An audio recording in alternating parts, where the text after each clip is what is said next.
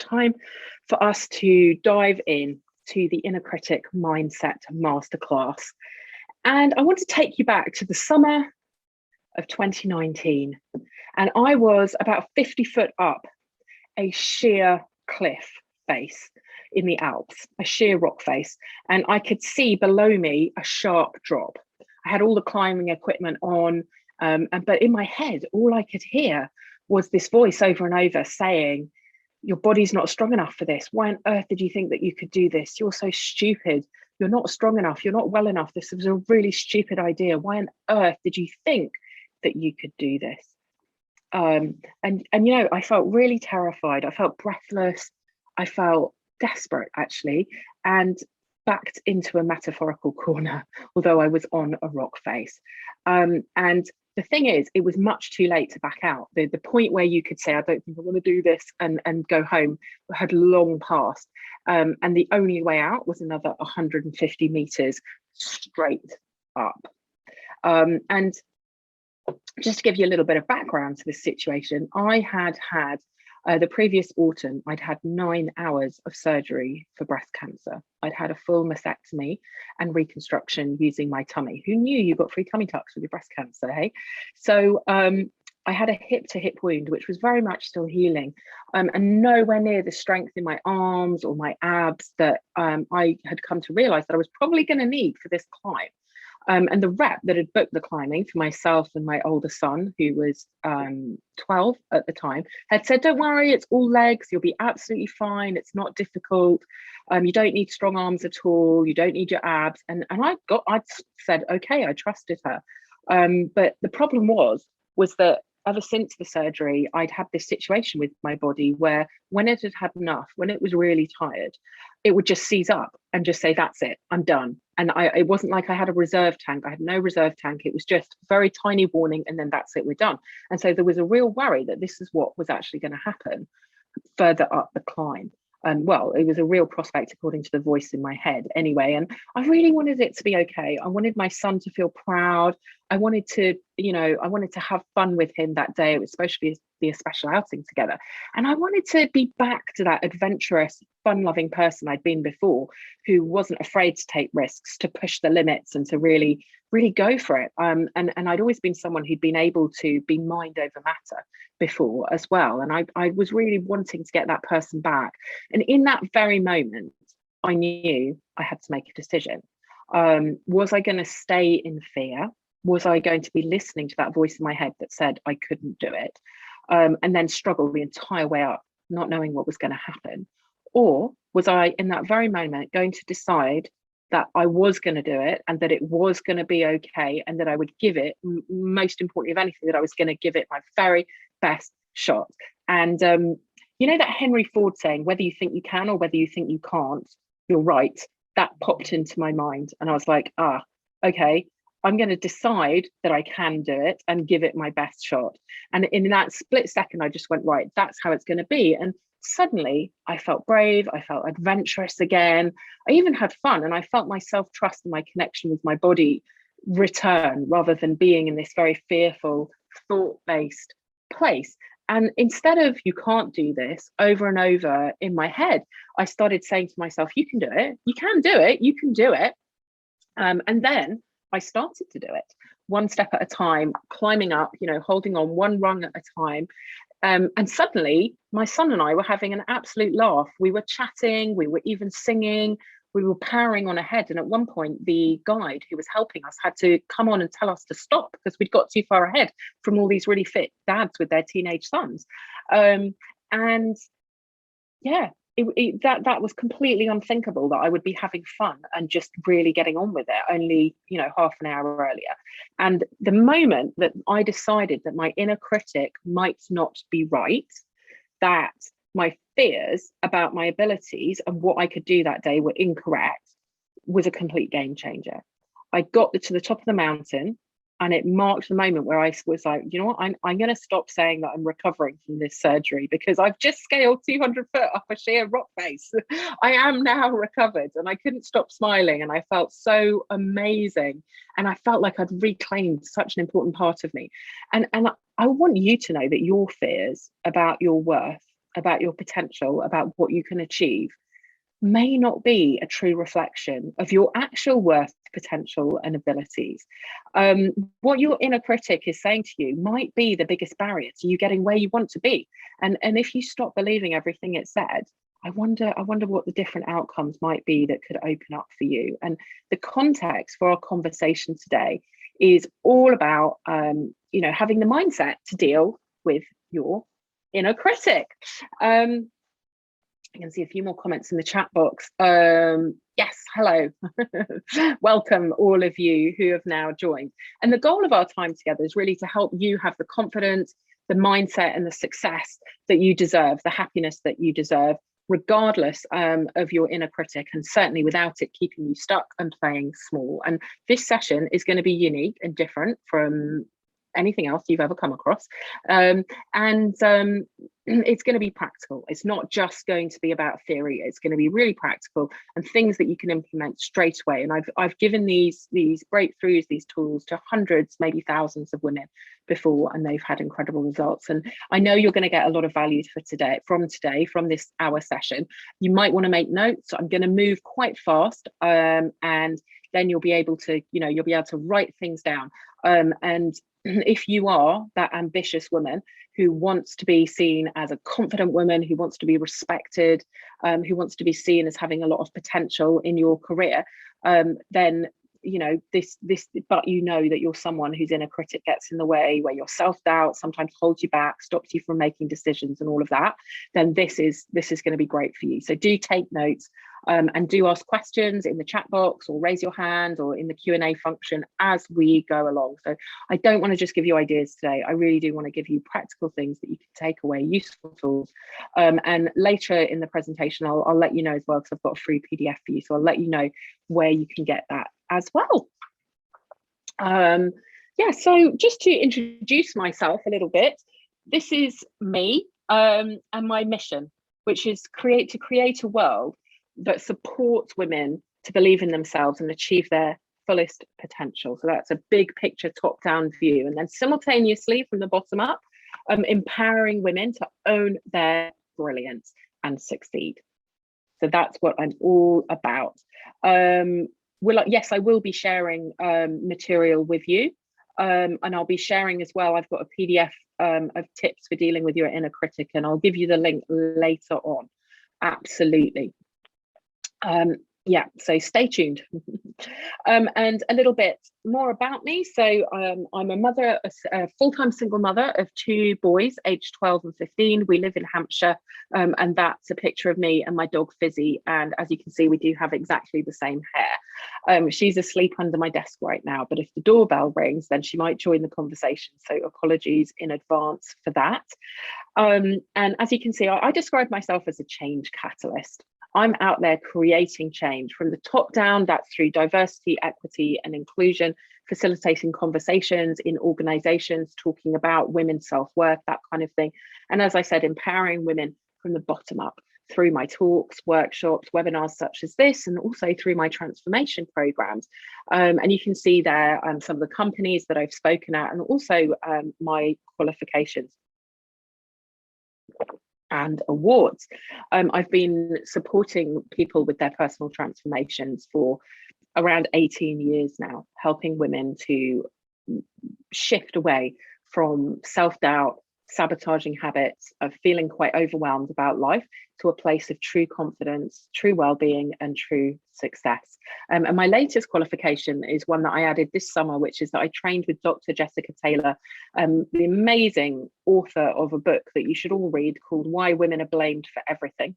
And I'm now a qualified victim-focused trainer, so adding the psychology of victim blaming, what true trauma-informed practice is, and a number of other things like that to my practice, helping women to understand different aspects of why they may struggle around how they feel about themselves. Now, the kind of women that I work with and who might come to me for one-on-one support or join some of my community programs, for example, like my Women's Success Accelerator that's launching next month actually, is on the outside, right? You look like you've got it all under control. The world sees a confident, successful, busy woman, very likable, popular. You know, if I looked at your social media, I would see, you know, your family, your health, your career, your lovely home, your social life, maybe holidays, if you're playing clever with the restrictions at the moment. But on the outside, everything looks absolutely fantastic. You've just got all the balls in the air, and you're doing it incredibly well. Except on the inside, it can be a very different story for you, in that you may not like yourself, you may be full of self-doubt at times, you may struggle with making decisions, you might feel like an imposter, which I know is something people are talking about a lot at the moment, aren't they, about imposter syndrome, this feeling of being a fraud and like you're going to get found out at any minute. And as a result of that feeling on the inside of just, oh, I'm not sure if I'm good enough, or maybe that your body's not good enough, or whatever it is on that particular day, your ideas, your whatever it is not quite good enough, is that you're likely, because of appearances that you're trying to keep up, you know, that woman who's juggling all the balls and everything's great and I'm fine and yay, is that you'll take on far too much and be trying to impress people and be trying to keep up appearances, and this can lead to feelings of overwhelm, like it's all going to fall apart at any minute and you're exhausted and it's all too much and you're going to get found out. And what I often see are sabotaging habits in place that keep you stuck and keep you from actually genuinely feeling better about yourself. They might help you in the moment to just get through. So it might be things like emotional eating, drinking, shopping, staying up too late watching Netflix, saying yes to something when you should say no, all of those sorts of things, scrolling, except they don't actually longer term help you to feel amazing about yourself. In fact, these sorts of habits are absolute rocket fuel for your inner critic. Yeah, and if that really resonates with you, I will, yes. So someone else is mentioning the Invisible Women book. It's fantastic. There's really, Invisible Women's amazing, as is Why Men Win at Work. I could reel off a lot of books that you could read on this subject. In fact, I'm writing one myself about women in the self-worth crisis and how to have unshakable confidence. Anyhow, let's not get sidetracked. So if, you know, if you're someone who sometimes feels like this, you know, the kinds of challenges that you might be having in this area might be that you do have a critical voice in your head, that you do tell yourself negative things about yourself. You might not even know whether it's your voice or somebody else's voice, right? It might just is a voice that tells you, why did you say that? Or why didn't you say that? Why, yeah, all these sorts of things. And it could make speaking up for yourself difficult. It could make making decisions difficult. It can eat away at your confidence. And it can also leave you suspecting that you might be passed over for promotion or not marked out as having the potential you know you've got, because you're holding yourself back and because of how you come across sometimes. And I know that you'd really love to be a successful, respected, confident and feisty leader in your life and in your career, and to be really proud of yourself. And I want to take you back again to a time when I was very much like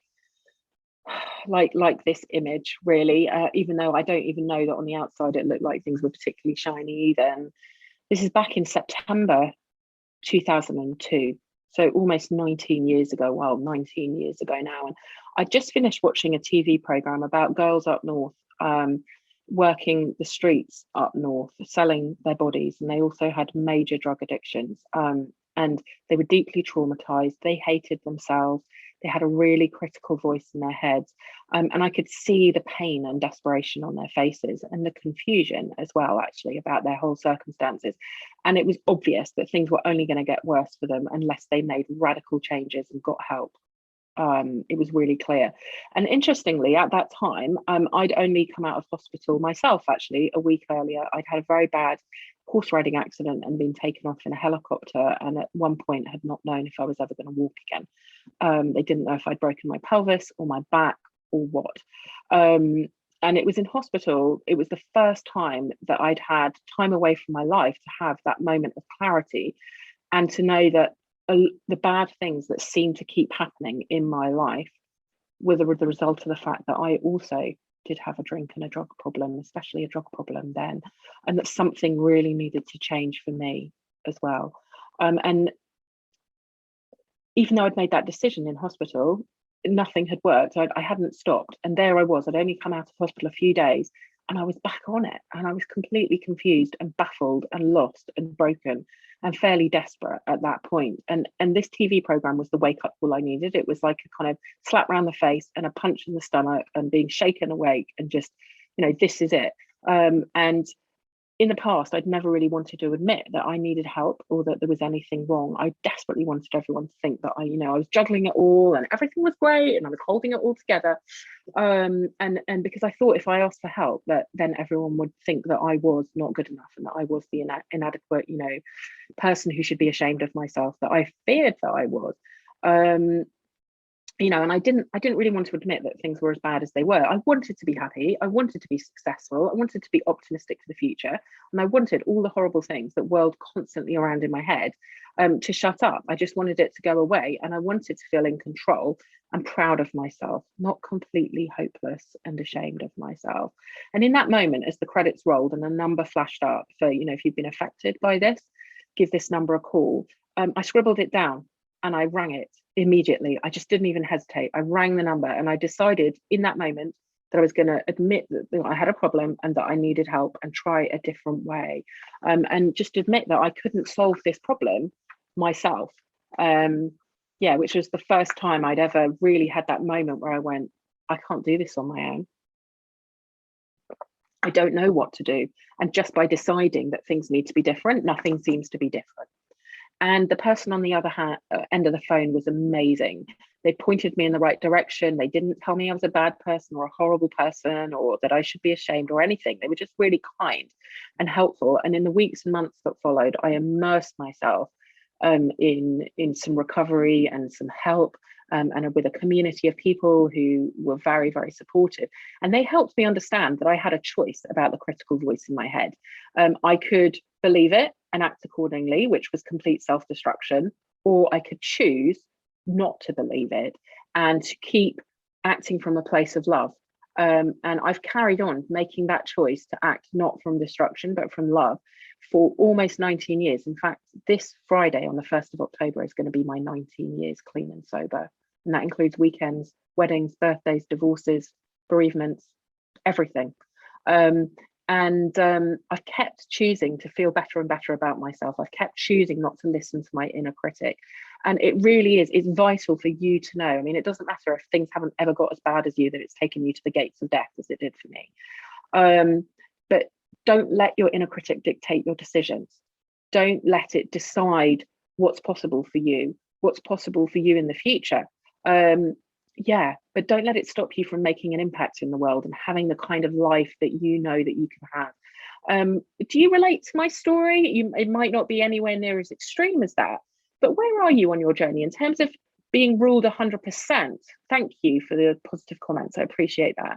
Do you think that where are you, do you think? Because remember, our goal is to help you to have the success and confidence that you can have and the happiness you deserve without your inner critic telling you what's possible for you.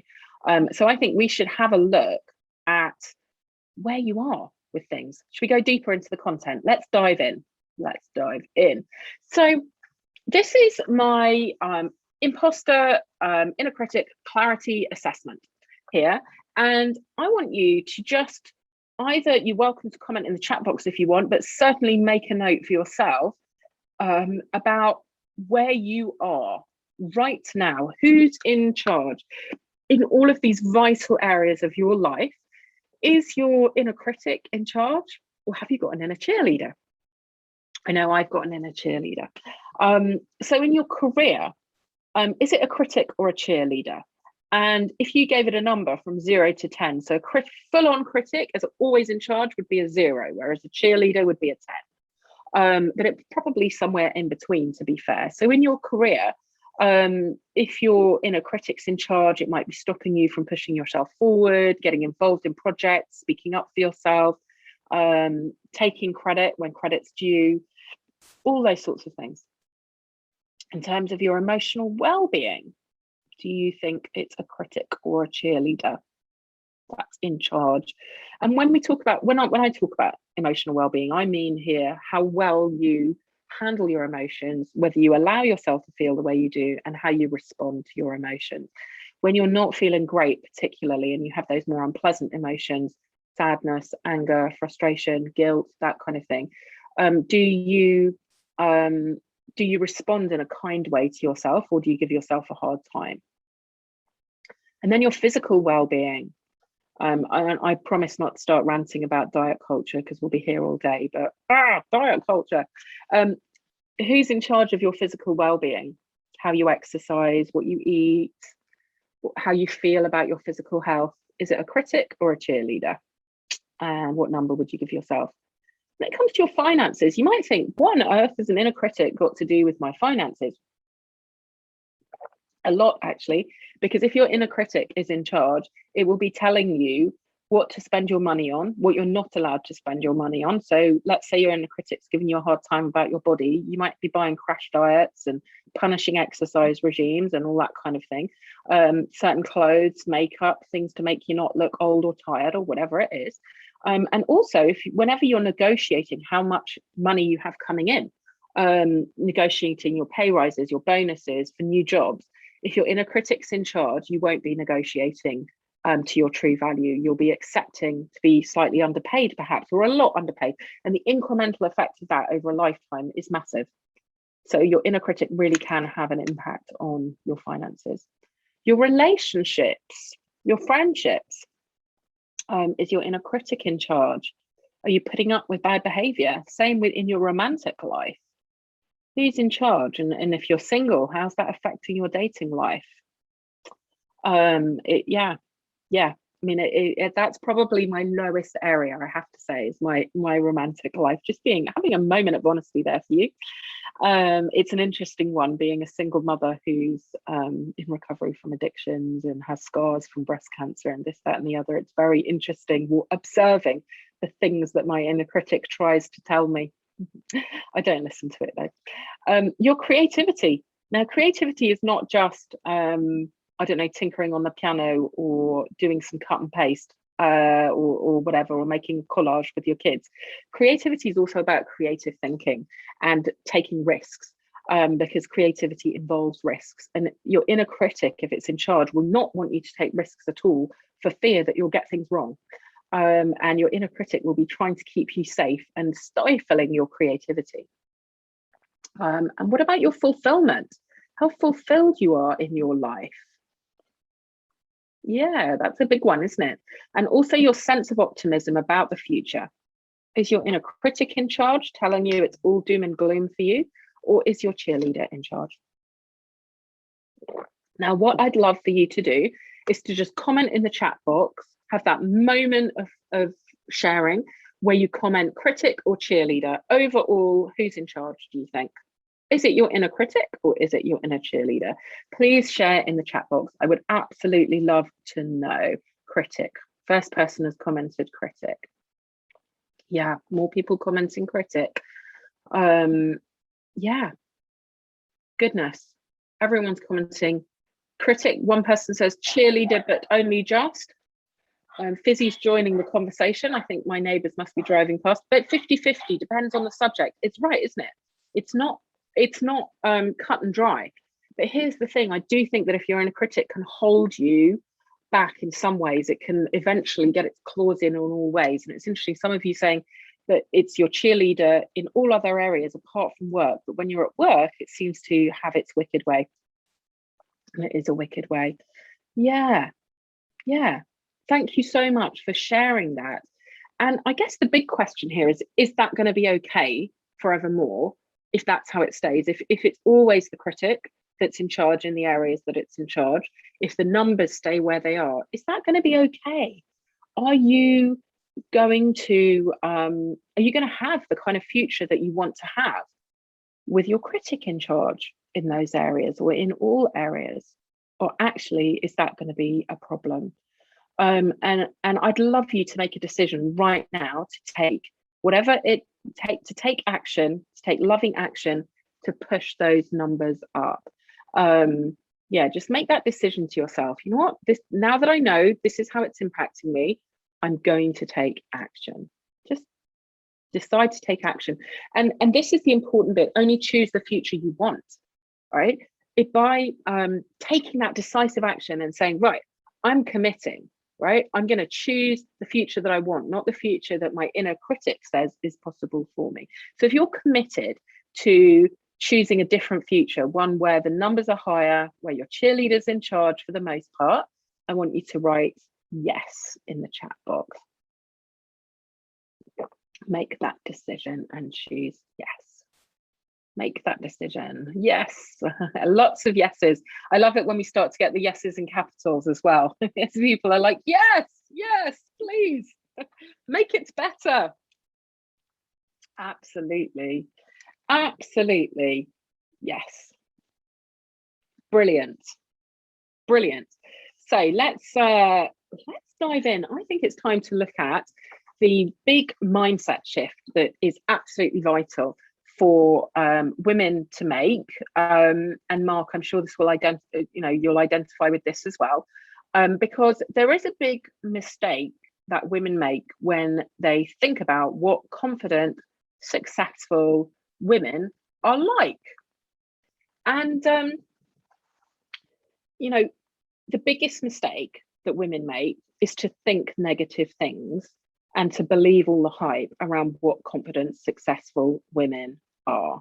And if you've got a whole load of negative connotations in your mind about what confident, successful women are like, you're not going to want to become one, are you? Because you're not going to want people to say that you're bitchy or not trustworthy, or that you're an ice queen, or that you must be a bad mother because you're absent, or that you're unkind, or even that you slept your way to the top, which is actually not the insult that people might think it is, because what that's effectively saying is that men have taken advantage of you, and that you felt as though that was your only option. And I think that says far worse things about the men involved than it does about any woman who has ever found herself in that situation or being accused of that. Or even that women are, lone wolves, not team players, or they're unkind, or not trustworthy.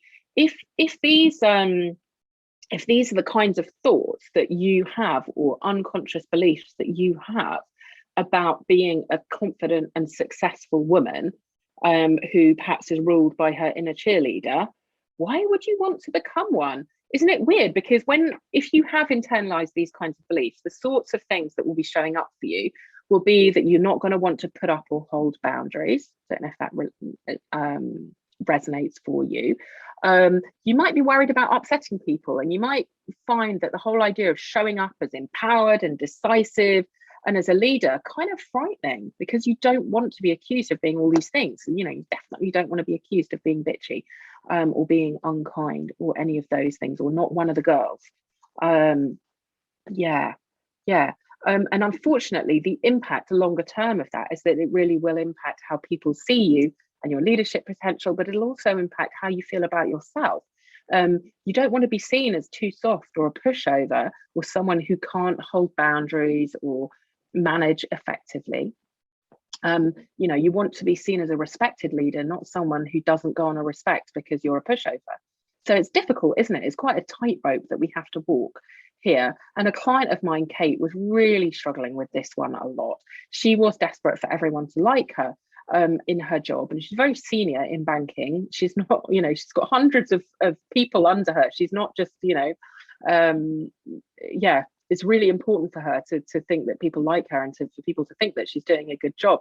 And the feedback she was getting was that she needed to be stronger, and that they were worried that she didn't have the gravitas and decisiveness for the position she'd been given. And that made her feel really insecure about her job. And the truth is, though, is there are an awful lot of strong, confident, successful female leaders out there in the world who are not bitchy, they're not untrustworthy, they're not, unkind, they're not show-offs, they're not bad mothers, they're none of those things. They are, in fact, kind and compassionate, and interested in the greater good, so many things like that. In fact, I've got some to show you here. Some very famous, you don't want me to use gender, Okay, thank you for that feedback. I appreciate that. There are so many successful, confident women out there who are kind, who are team players, who are interested in well-being, who are interested in the greater good, who are not all out for themselves, who are trustworthy. And when you think about wanting to be a successful, confident woman, do you think that those negative stereotypes that are out there are holding you back? In fact, if you, do you think that misconception is costing you? Just give me a yes in the chat box if you think it's costing you. Yeah. Is it costing you?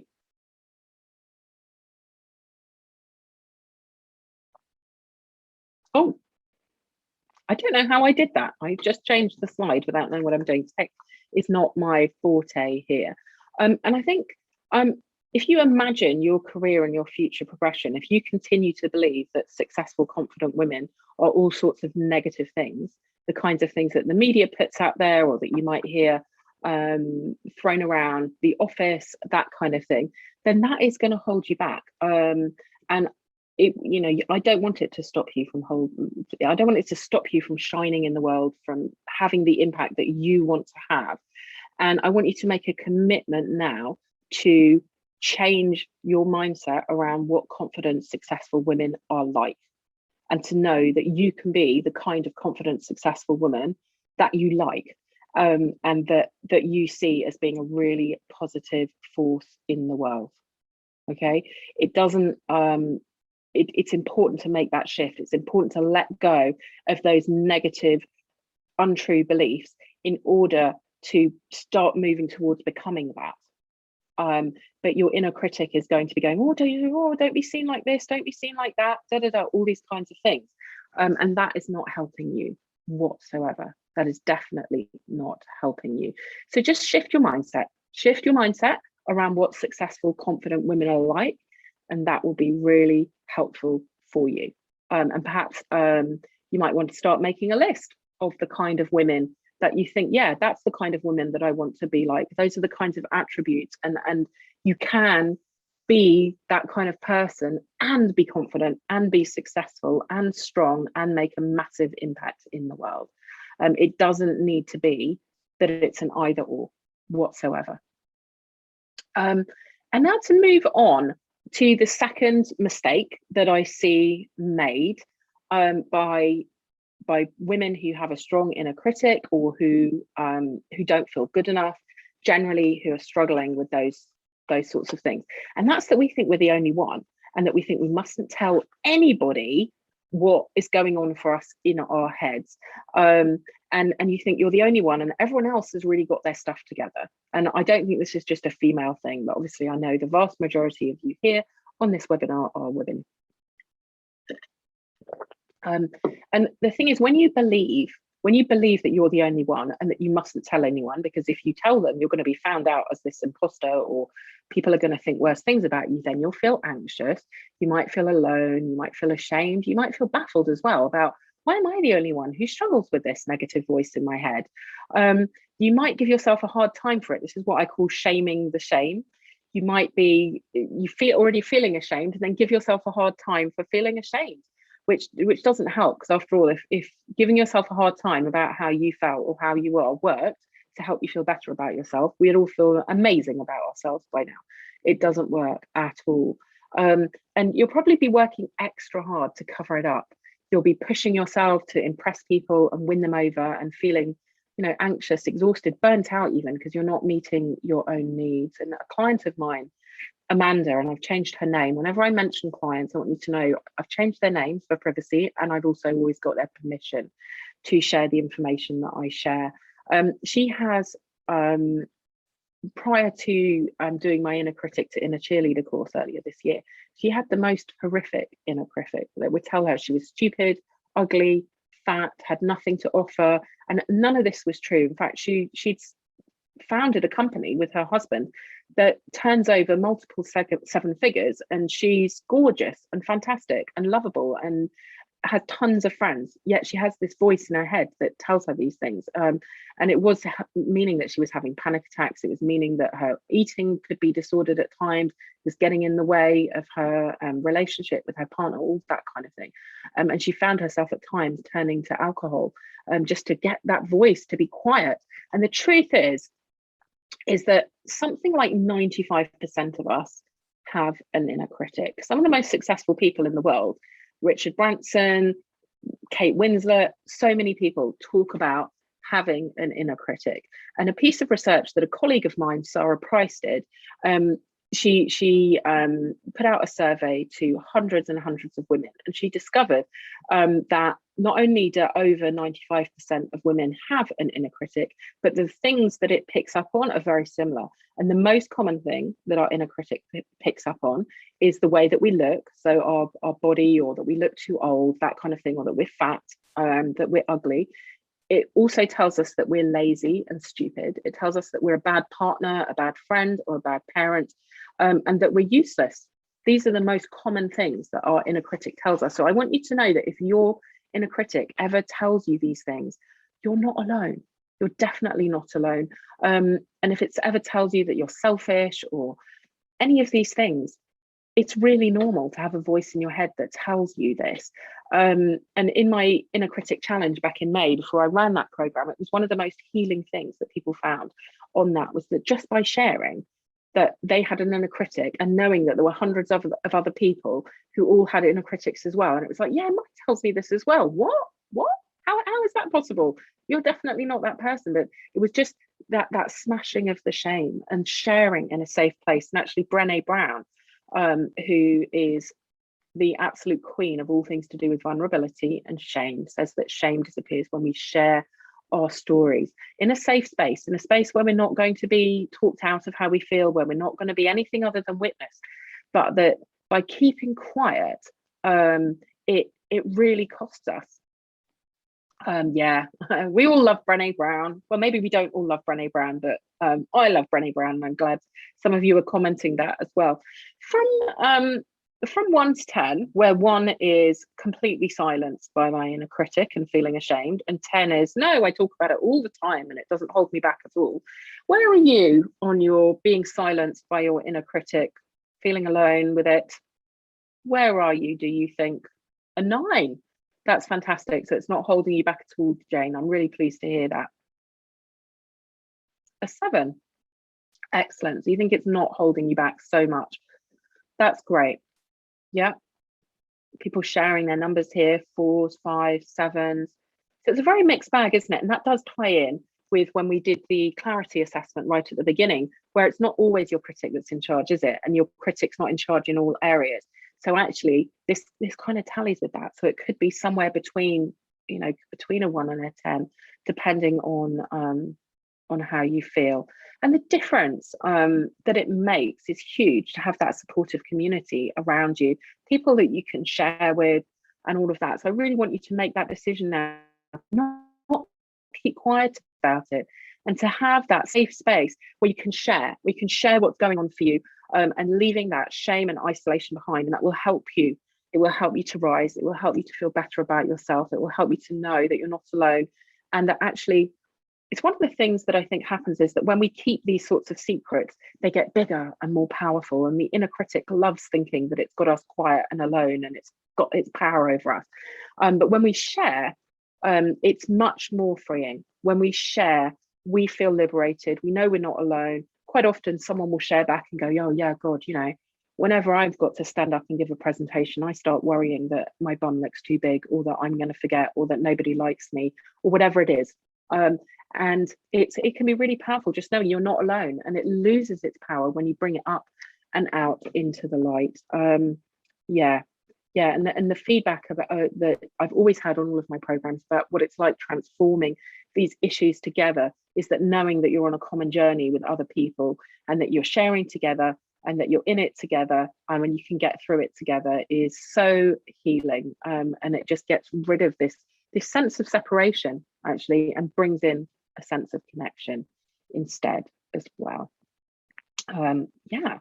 So let's shift on to the next thing now, which is that probably the number one principle here with dealing with your inner critic is this idea about questioning your thoughts, because it's important in terms of how you deal with your inner critic that you do question everything that it says to you, and that you don't automatically turn every thought that you have into a belief that controls how you behave, how you feel, and how you think. It's a bit like that moment when you realized years ago as a child that Santa or Father Christmas, whatever you called it in your family, or even the tooth fairy, wasn't real. And believing in it kept you behaving in a certain way, and it helped you to get the certain outcomes. But actually, once you moved on, everything was different. And it was better when you knew the truth. And it's the same with your inner critic. Behaving in alignment with your inner critic and what it says, you are getting something out of that. It's probably keeping you safe in some way or another, but it's also having a massive cost for you. To tell you about another client of mine, Emma, she can now put aside her inner critic. She knows when it's her inner critic talking to her, and she knows it's not always speaking the truth as well. And she's more confident than she's ever been, particularly when it comes to how she's showing up at work. It's even changed how she dresses, actually, and how she holds herself physically, which has helped how powerfully she comes across. And it's made a massive difference as well in dealing with her toxic ex, who she co-parents with. And that has been hugely life-changing for her. And she no longer gives them the benefit of the doubt when they've been misbehaving again and making life difficult for her, because she knows to ignore her inner critic. She knows that it's not her, despite the fact that her ex-partner would have her think it was her. She knows that it's not true. It's absolutely not true, and she can disregard what her inner critic's telling her. And in my Women's Success Accelerator program, which is the step-by-step guide for ambitious women to become confident leaders without ever being a bitch or too soft, there's a module in there called Deactivate, which is where we look at absolutely deactivating your inner critic. And the belief challenge process within there is super powerful. It just shows you how to totally disarm your inner critic, and how you just by not believing your thoughts all the time and questioning your thoughts can be totally liberating. And it really sets you up later in the program to own your brilliance. So how often do you think that you believe everything your inner critic tells you? Are you believing it the whole time, some of the time, or none of the time? None, some, or all? Comment in the chat box. How often do you believe your inner critic? All the time? Goodness. Some of the time. Just some of the time. Yeah. It's interesting, isn't it? Because when it picks on, it's a bit like your parents know which buttons of yours to push, don't they? Your inner critics know which buttons to push.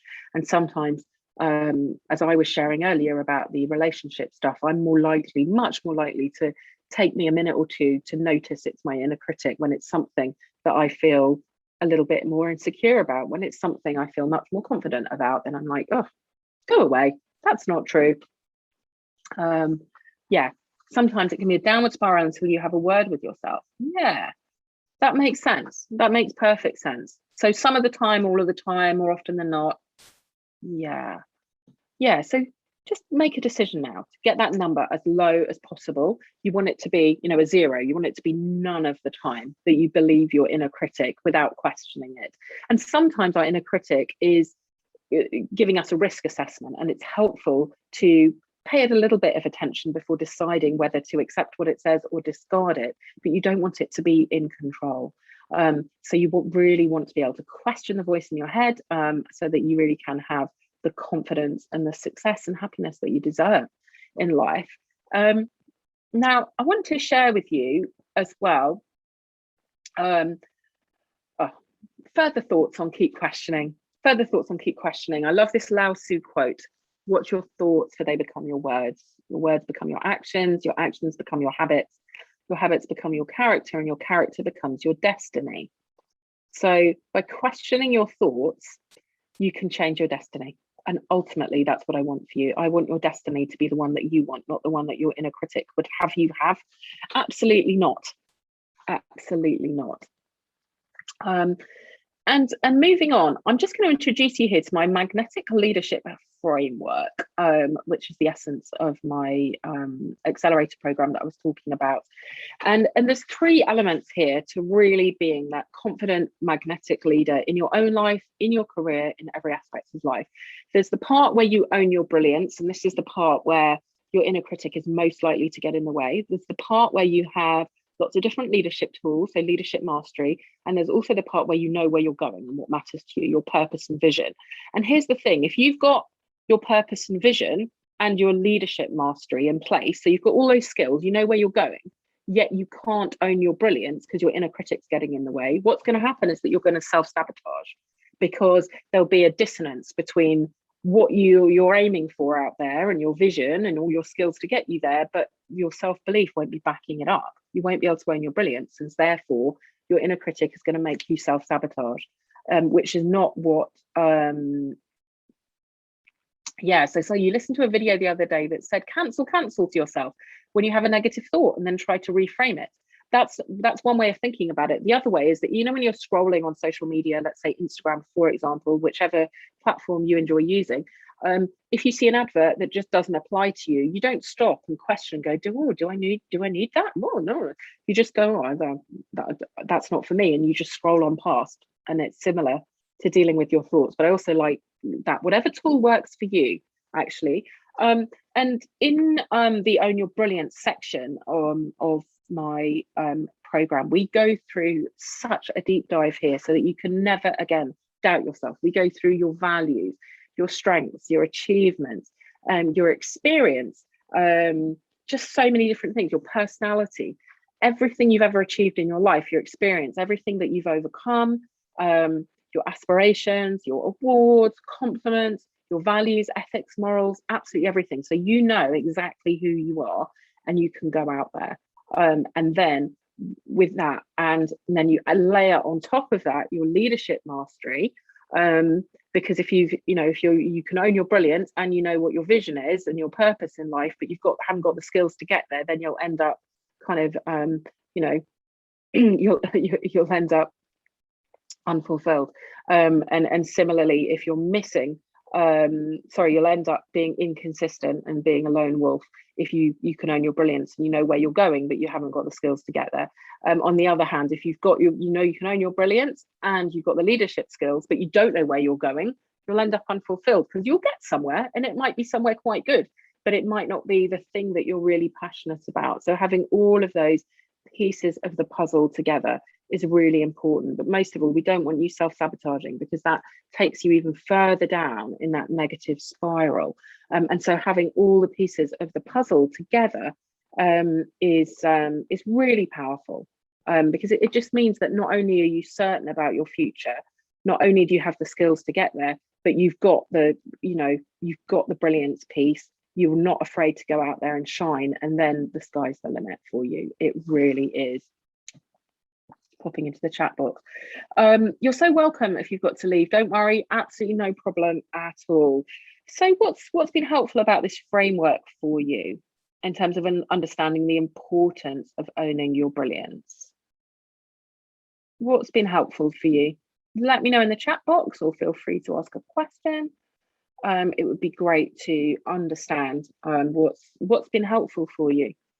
I think that the one thing I really want you to take away from this is that without owning your brilliance, you can have all the direction and leadership training and all of that until the cows come home, but it will result in self-sabotage and you holding yourself back, which is not what we want and not what the world needs either. The world needs you. You have so much to offer. It really, it really does. So let's review the big ideas that we've covered in the webinar. So I'm just doing a quick time check and seeing that we're coming up towards 1 o'clock. We've got another 8 minutes to go. And the key ideas being, number one, that you've got to shift your mindset around what confident, successful women are like, and get rid of any beliefs around that could hold you back, and have empowering beliefs about what confident, successful women are like. Secondly, it's super important for you to question your thoughts. Don't always believe what your inner critic has to say. The reason I keep drinking water is because I'm just getting over a cold. and I can feel that cough is trying to come. So yeah, so I thought I'd share that with you. Make myself human there. I am not perfect. The other thing that was really important that we talked about as well was this idea of not keeping it a secret, not staying stuck in shame and isolated and alone and feeling anxious and worried about why you're the only one who might be struggling with an inner critic, and to share how you're feeling in a really safe way with people that you know will be safe and respectful with you around that, without trying to change anything for you or anything like that. As well as this idea that within the magnetic leadership framework, which has all the elements you need to be a confident, magnetic, successful leader, that the own your brilliance piece is absolutely vital. Getting rid of your inner critic is going to be absolutely vital for you to really have the results that you want without getting in your own way, no matter whether you've already got the purpose and vision piece sorted, no matter whether you've got the leadership piece sorted. Yeah. And I have got a gift for you, which is my PDF on how, with quick tips for silencing your inner critic. So I've just popped that in the chat box. Do click on that so that you can download that. And I've also, actually, for any of you that would like to book a call with me, if you wanted to discuss potentially coaching together, or even having me coming to speak in your organization, actually running a workshop such as this, then here's the link just to book into my diary. And yeah, so you've got those links, and please do take action, because you're worth it. Don't go away from this webinar going, oh, that was interesting. I really want you to question your thoughts. I really want you to look at positive traits of female leaders that you will aspire to be like. Shift your focus, change your belief system there, and notice your wins. Start owning your brilliance. Celebrate yourself. Start to behave in such a way that means that your inner critic can't get a foothold in there and hold you back. Yeah, and just in terms of staying in touch with me, I've got a free group on Facebook called Harriet's Inner Circle, and you'd be more than welcome there if you're not in there already. Absolutely connect with me on LinkedIn. I'm quite active there as well. I have a personal development, slightly feisty and quite sweary Instagram. So if that's off-putting to you, no need to join in there, but that might sound appealing to you. That's called Self-Love and Sass. And of course, there's my website, although that's in the middle of being upgraded at the moment. So with that, I've come to the end of what I wanted to share with you, really. Yeah. I'd love to know what's been the most valuable thing for you today. What has been the most valuable, the most helpful thing for you? Let me know in the chat box. And just to let you know as well about some stuff I've got coming up while you're thinking about that and sharing. I've actually got a free challenge coming up in October called the Goodbye Not Enough Challenge, because there's an epidemic, I think, of women out there not feeling good enough. It definitely affects all humans as well. It's not just a woman issue, but that's the area that I work in. I work with women. So it's going to be specifically focused in on that. So if that sounds like that's interesting to you, do stay in touch on social media or some other way. And in the meantime, as I said, you're more than welcome to download my inner critics tips sheet, or to book a consultation together, which is zero pressure whatsoever, just a conversation where we'll see how we get on and take it from there. Yeah, and really hold on to this idea that let's imagine 3 days time, right? You've been noting down your accomplishments, because I shared those three things you can do right away. You've started noticing your accomplishments, and it's the team meeting. And you then start speaking confidently about what you've achieved over the last week, and you've raised your profile and you've highlighted yourself as someone who not only achieves but is confident to own it, right? That's 3 days time. Now imagine in 3 weeks time you've been questioning and discarding your inner critic. And you notice that gives you the courage to put yourself forward for something, whether that's a promotion or a new project or something that you would never have got involved with before. And then in 3 months' time, you're feeling calm. You're able to evaluate your thoughts. You're able to step into being the kind of strong, successful woman that you admire. And you look back and you notice that you're really grateful for the journey that you've been on and for this hour that you gifted to yourself now. And just know, oh, you can't open the link. perhaps when you email the recording out, perhaps you can save the link somehow. Take a photo of the chat box, and then when you're on your phone, you can go to the links. That would be my suggestion to you. And it's actually quite easy. It's just bit.ly inner critic tips or bit.ly HWC consultation. Hope that's helpful. Yeah, and in the meantime, yeah, let me know. Have you got any questions? Have you got any comments? All feedback is very, very welcome here. You know, you've been an amazing audience. You've played full out. You've joined in. Let me take you on a journey. So thank you very much for that.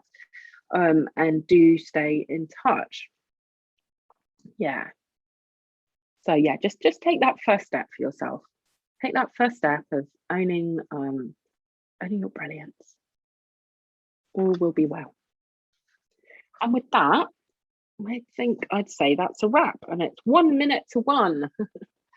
Oh, I'm glad that you found this refreshing. Thank you, Katie. I really appreciate that feedback. I'm glad you found it insightful. Thank you. You're all so welcome. Really glad it's been helpful.